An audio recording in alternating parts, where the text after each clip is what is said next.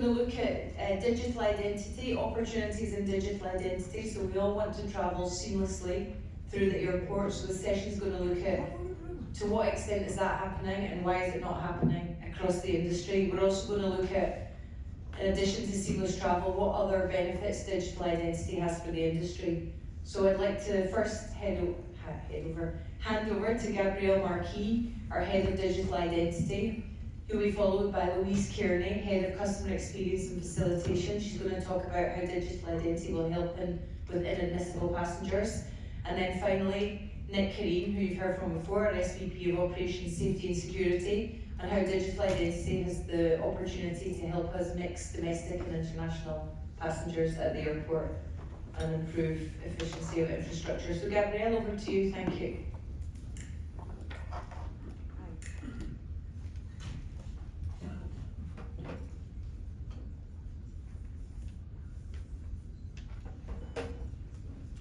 Okay, well, thank you very much, Catherine, for the introduction, and we're really pleased to be here today.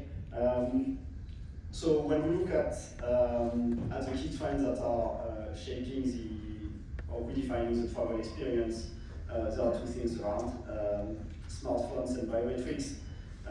Smartphones are for us to take action when and where convenient for us, so maybe when we're stuck in traffic or when we are home.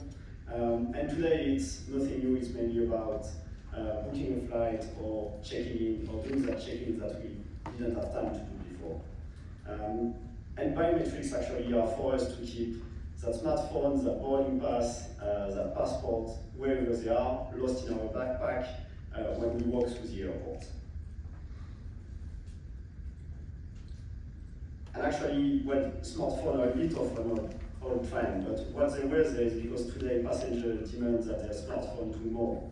And actually from our latest passenger journey, actually almost 8 out of 10 people want their smartphone to do more for them, combining digital wallet, digital passport, loyalty card, when they go through the process from book, shop, book, pay, and navigate through the airport.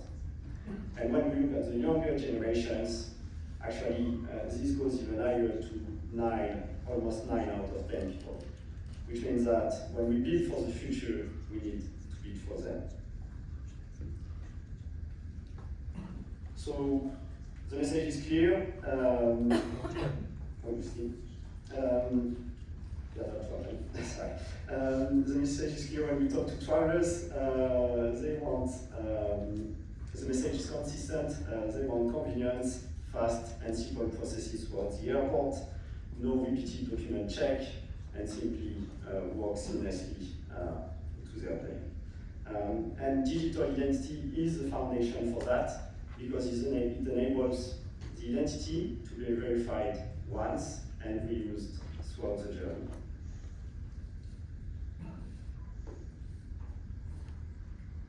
So let's take a minute to dig a bit into what I mean when I say digital identity is the foundation for seamless journey.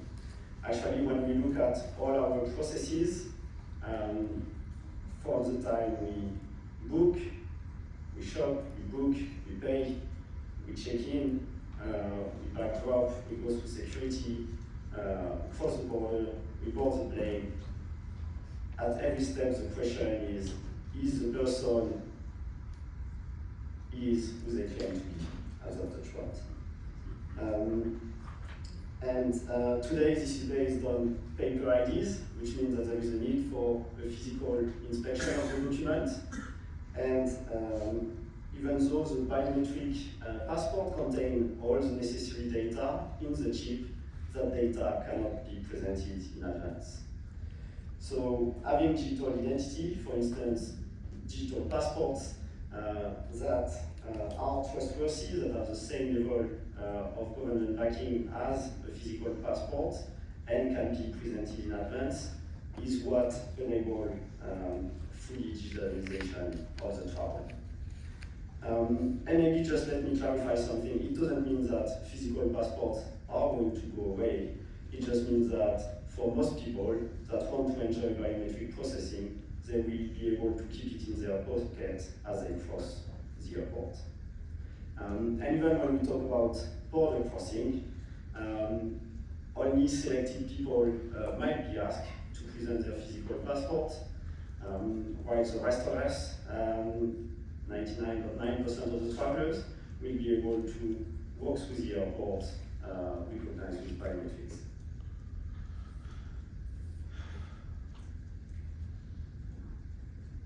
So there are three major efforts that are shaping the digital identity ecosystem in travel, and these might be not fully connected and often built independently. So we've got government building national digital identity schemes. You've got IATA defining how passport data can be represented digitally. And we've got the airline industry with One ID defining a seamless customer journey from shop to airport biometric processing. And the challenge, but also the opportunity we've got, is to bring these three dimensions together to build that future world of seamless digital travel together. So, actually, beyond the US, if you ever travel domestically in India using the IATA app, for instance, or flown via Hong Kong or many other airports, you've probably experienced biometric processing for yourself. Many touch points offer facial recognition, leveraging digital identity-based tokens, and this enables faster processing, fewer document checks, and reduced queuing. There, the industry vision is to make that available to all travelers, no matter their journeys.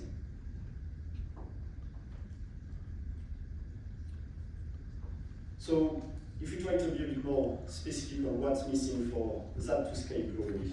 So today, you might get biometric processing in your departing airport, but not at your transfer or arrival airport.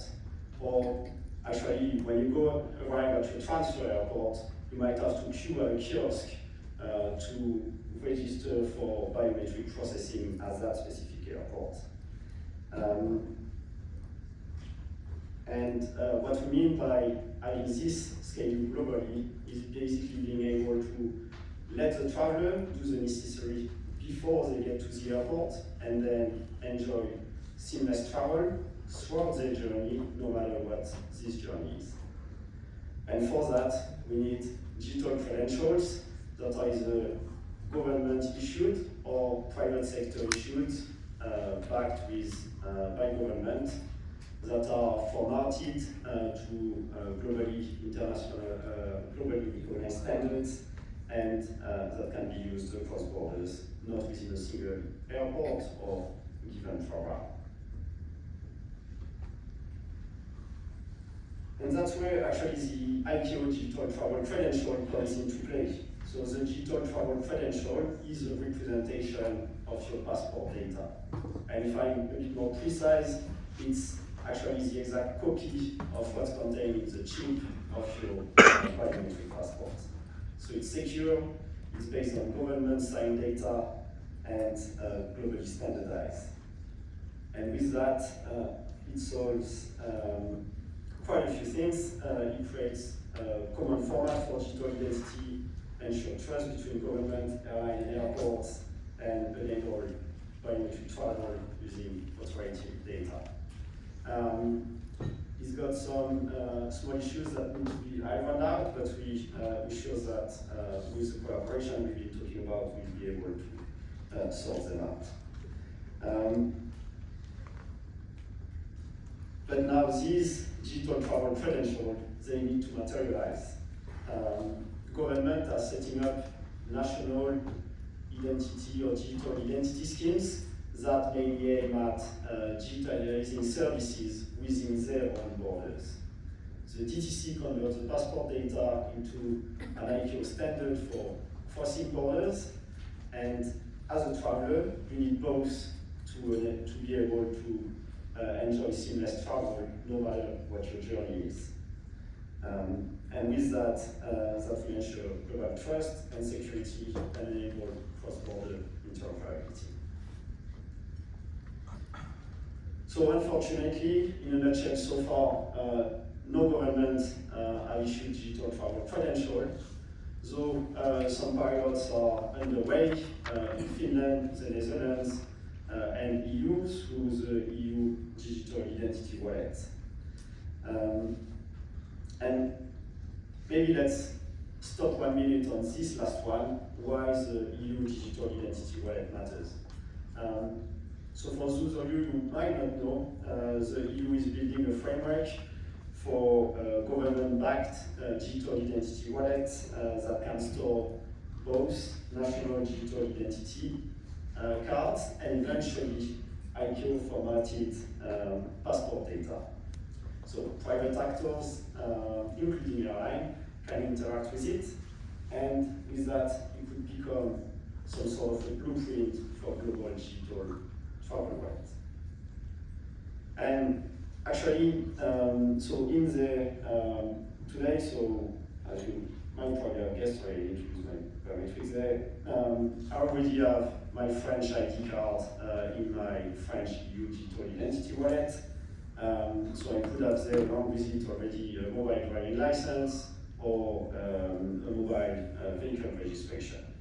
And actually, in this next phase of pilot that the EU has just launched under the Altitude Consortium, it will be having two work packages that are of high interest for the airline industry, the digital travel credential work package and the ticket and check-in work package. So what it means is that basically countries in Europe will test how, along with my ID card, I can have that famous digital passport copy. So that's the first thing, how the government can issue it there. Then test how I can use that digital passport copy in booking, checking, and boarding processes. And not just that, but also test how it can be used to cross borders. So I've taken the French example, but there are many more countries involved in that exploration. And this pilot is to be completed by 2027. Now, well, this will have to scale beyond pilots, obviously, to bring tangible benefits to the industry. And this will require collaboration. So governments, IATA, wallet providers, and the aviation industry must align to make this a reality, but the technology is ready, and it's alignment that will unlock global digital travel. So if I just pick up three dimensions there that need to be moved forward, governments must make digital identity usable for travel. So if I just take my little example, I need to be able to present the digital passport that would eventually be contained into this app when I'm outside of EU. And also, whoever I present it to will need to be able to recognize it as a French digital passport. That sounds obvious, but that's not a given. So every government will have to ensure that their implementation enables just that. Then, beyond that, ICAO, government and aviation must align on one global standard. So we've already spoken about one, but things need to converge. So it's not just the digital travel credentials that need to be standardized, but it's everything else that goes around it for global interoperabilities that need to be sorted out, and for instance, transfer protocols. And finally, when this kind of collaboration take time to start and execute, so collaboration must start now, and governments working on national digital identity schemes need to make sure they work with the local airline to prioritize travel use cases from shop to board plane. And always the right way to do it is with privacy and security at the center from the start. So we talked a lot about biometric processing, but actually digital identity may be applied across the customer journey, as I've started to info. And I would just like to give you one example in each category, because I've overlooked that so far. So from the time you shop for a flight, you could more easily get personalized offers through any channel by just simply presenting a digital card. So it could be a student entitlement, for instance, or actually has been explored in the past, securing availability of a wheelchair with a disability or reduced mobility credential. When you book, actually you could in one click give all the necessary passport details without waiting for checking. This will enable the airline to actually have the right information to guide the passenger with proper document requirements long enough in advance so that the traveler has plenty of time to prepare and can arrive with peace of mind at the airport. In the payment flow, one-click checkout, we're quite familiar with it, but there is also enablement of instant bank transfer much more seamlessly and securely along with other options. And finally, to complete the digitalization before getting into the biometric processing, finalizing that passport and visa checks, leveraging digital credential, this was not done before.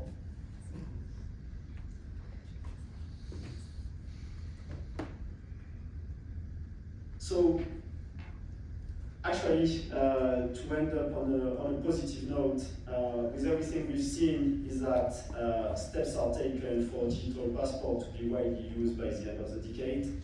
So if I may just give you a bit more insight behind the three bullet points you've got there. Actually, this year, TSA started to accept the freshly released Apple and Google digital copy of the US passport at more than 250 security touchpoints across the US for domestic travel. We were talking about the EU. By the end of next year, all EU member states will have to provide digital identity wallet to their citizens and residents that are interoperable across the region, so making digital identity wallet available across an entire region of the world beyond what's already out there.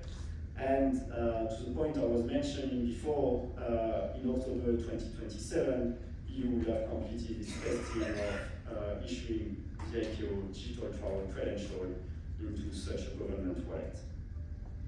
So with all these steps, everything is in place for digital passport to be widely available and used by the end of the day.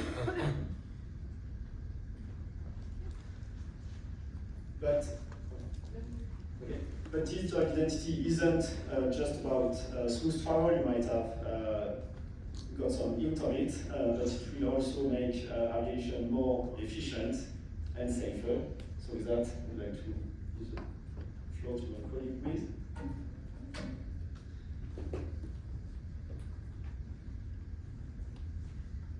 Thank you, Gabriel. Hello, good afternoon, everyone. I'm very aware of the time, and there's only a few presentations standing between, we're standing up here between you and the apero hour.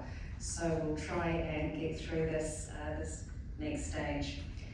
Now, it doesn't look like I'm here to talk about digital identity and hot topics in digital identity, but I reassure you that I am. I'm going to start off considering some of the costs of the industry not digitising in this space, and that's looking at the situation we have globally with inadmissible passengers. In the industry, they're referred to simply as INAPs, but they refer to those passengers who, for a variety of reasons, are denied entry into a country when they arrive or even during transit for a whole number of different reasons. And this can be improper documentation. They don't have the right visas that they need for the destination, they don't have the right ETAs, they don't have the right, the correct passport validity that you require. I think everyone in this room will know, when you're a frequent traveller, you know to check things like visa and how much passport expiry time can I have to go where I'm going. Infrequent travellers don't know this. Often travellers who have no ill intent can be turned away, can be inadmissible at a port of entry.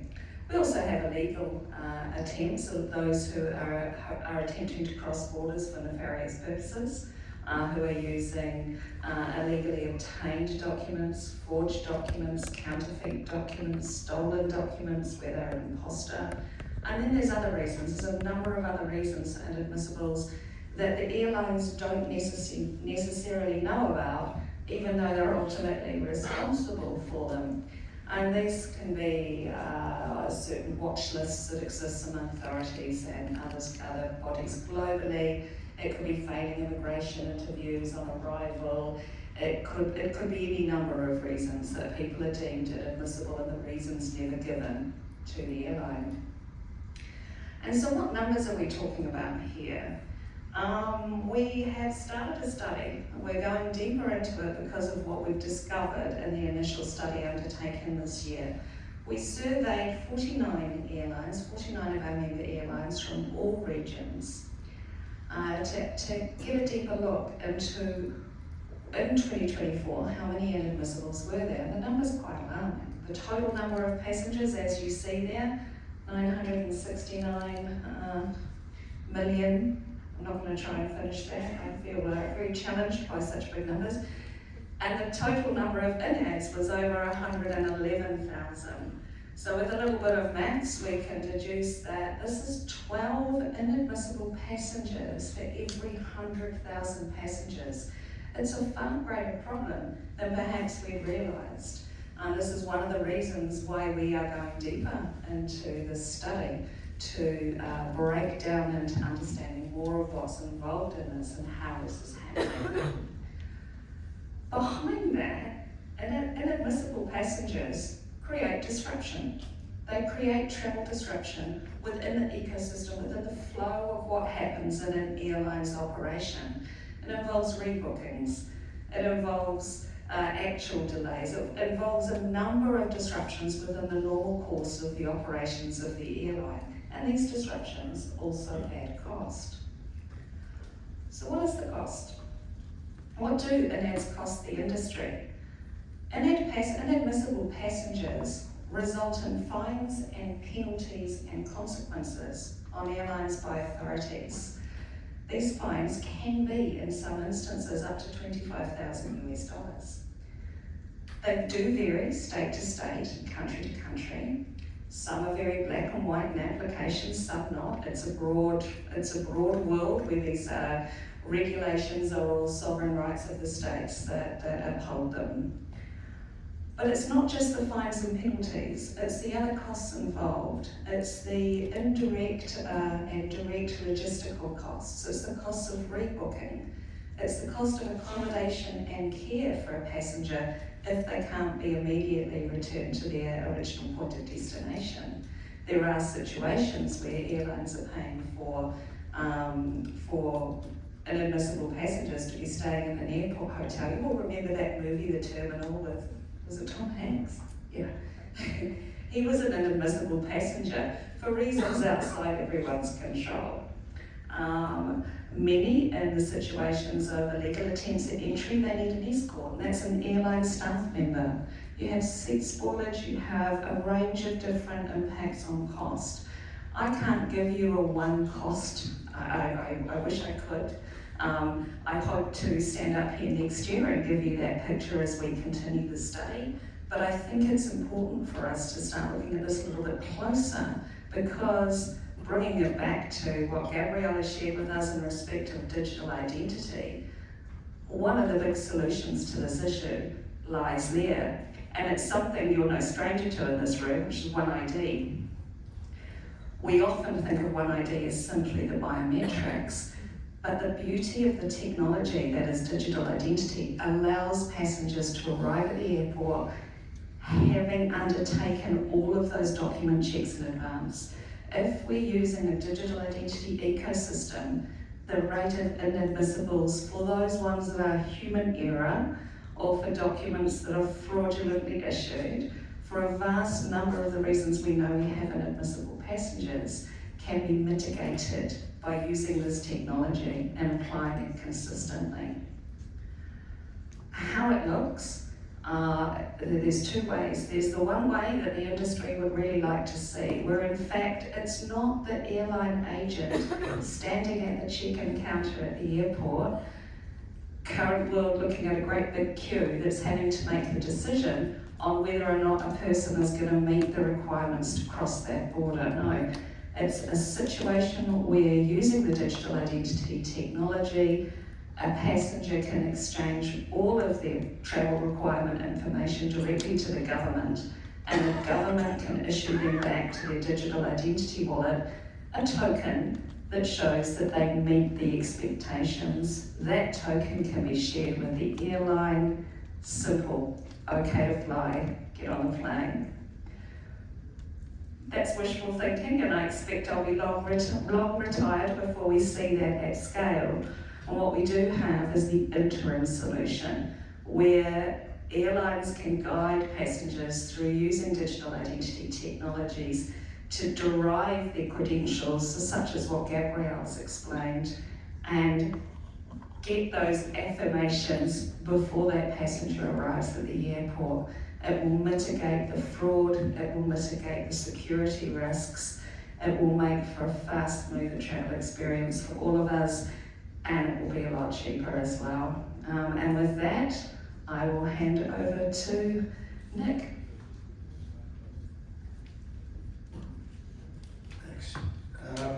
Okay, for an industry that survives on acronyms, DPIP, Domestic and International Passenger Integration Program. Okay, so to put this in the simplest terms, for many of you that have been here before, you would have heard me rant and rave about this physical separation that we see when we travel through the airports.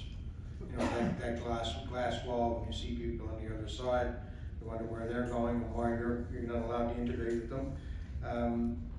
So we believe that after whining about it, we came up with a program or a study to illustrate how it could be done.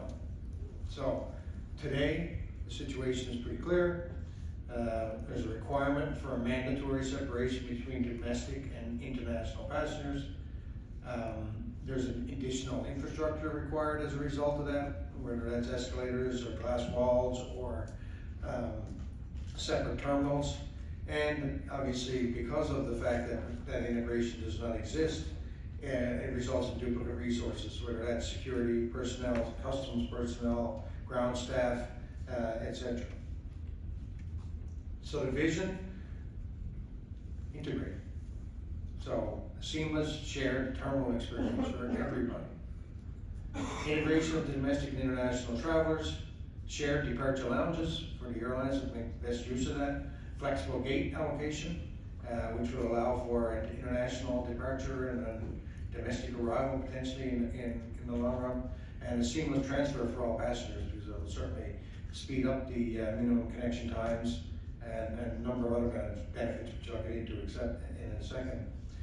Can only be done, however, with the acceptance of biometric technology. Very simple process.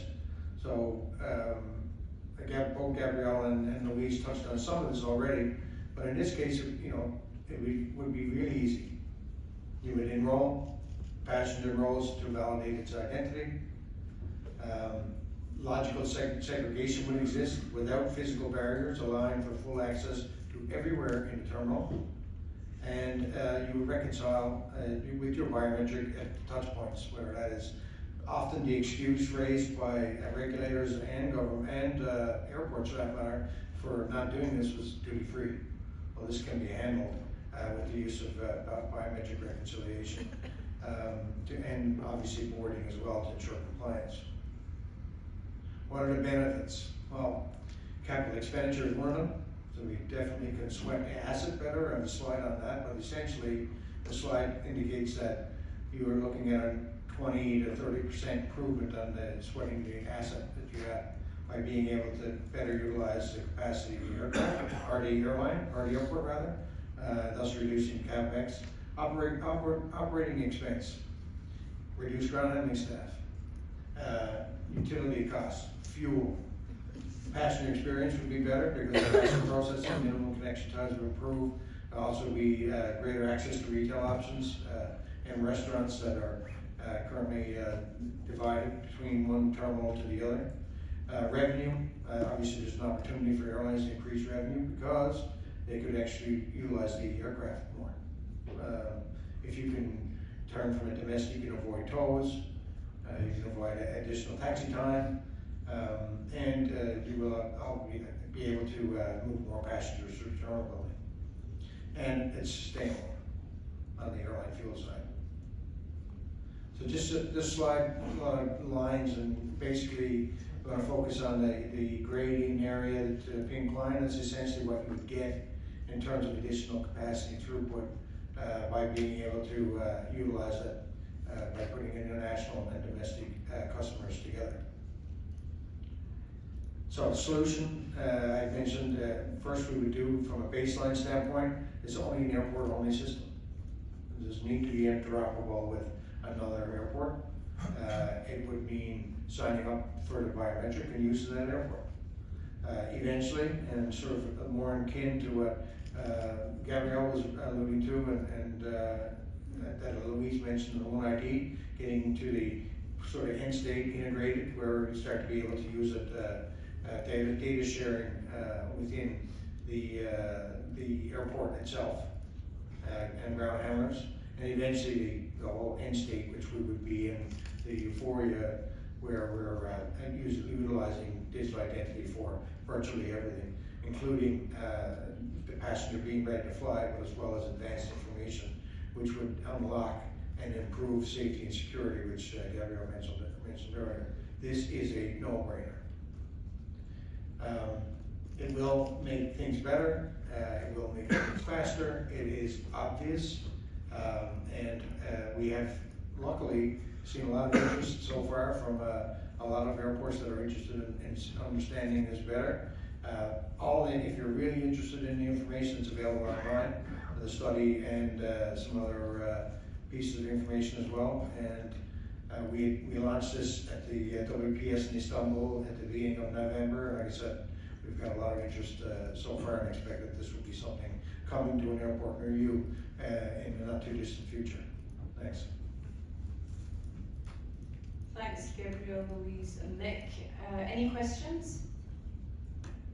Yep. I'm Kramer, Travel Media in the Netherlands. I'm looking at the word global. I can see how this works. If governments actually work this out and then take it back to the airlines and airports, I can see this working on key routes with high-end airlines, high-end airports. But how realistic is it if you have to implement it with airlines that have barely any money, smaller airports that do not have any money? Can this be done? Nick, do you want to take that? Well, I think it is obvious that the larger airports and more industrialized or affluent, for lack of a better term, locations would be first. And I think the efficiencies gained by implementing these programs, India is a good example. Some places where IDs need to be implemented can skip steps versus us retrofitting from where we are today. Some other places that are starting from basically nothing will be able to implement this and skip, like I said, a number of steps. So I think the positive business case associated with this would be applicable to not only the larger carriers and airports, but also to the medium-sized and smaller ones as well. Really, but how much of an investment would that be? And what time frame are we looking at? Well, I think the investment is not significant in terms of the passenger, because 90% of the customers have phones to begin with. Governments are heading in this direction on the digital identity side. Regardless, that cost is not a burden on the airport or the airline. And the airlines and airports are already investing in biometric technology as it stands today. Problem is, it's just not taking time together at this point in time. So it's not a significant cost burden. I don't know if we've done any specific studies, Gabriel, in terms of cost of implementation at this point. No, but it's a valid question, but it's not something that we foresee as being an overly cost burden to implement. Nick, surely the issue with what you're suggesting is you require 100% passenger participation, regardless of whether it's cost to people. I mean, you haven't got 100% digital cash money use, have you, spent payments? So it's difficult to see how you would get to that. And just more generally on having a global system of seamless travel recognition and so on, look at the cacophony of different solutions there were when it came to COVID restrictions, COVID vaccine certification, etc. What possible reason do you have to think that there'll be a harmonisation on this? Well, you can talk about the harmonization of that. I could add to it too, I'm sure Louise will cover it. But as far as the DPIC goes, not every airport's going to implement this, that's for sure. But we're not asking, it's not complicated. And if it's mandated, people will do it. You know, we say that I was around when we didn't have any boarding advanced or kiosks for check-in. And when we implemented them, you know, it was, nobody's going to use it. Well, guess what? We don't even need them anymore. So I think the concept will take some time. I think there will be some airports and locations around the world where they're more likely to be able to ensure their customers follow it, and then gradually it'll spread. I really believe that it'll take time, but it will be something that we'll see in our lifetime. Yeah. I would add to talking about everything coming together to harmonise in the standard space. That would be, we already see this in travel with the passport. It's probably one of the most clearest standardised documents that exists, the clearest. It's been standardised since 1920 by the League of Nations, and it's now an ICAO standard. And every country in the world adheres to that because they know it has to meet that standard to be accepted at other borders. The same will happen for the digital. What we're doing is making sure we're in a position to pivot to whatever that standard might be, while giving our industry standards to allow them to reap the benefits this technology can bring in the interim. I 100% have confidence we'll get to the harmonisation. Any other questions? One more. The INF, the high number, as you said, this is globally, but did you research it regionally as well, and where's the biggest number of them? It's a good question. Off the top of my head, I couldn't say which number had the highest, which region had the highest number, but I can say that the highest cost was in Europe. And even between carriers, some carriers had very, very low number of VNATs, others had high.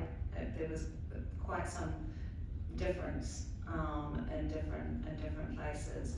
There was also states that had exceptionally high number of inadmissibles, but then you look at geopolitics around why that might be, and there's a lot to unpick. It's one of the reasons we are going to go much deeper with this study to understand all of the factors and the costs of managing inadmissibles.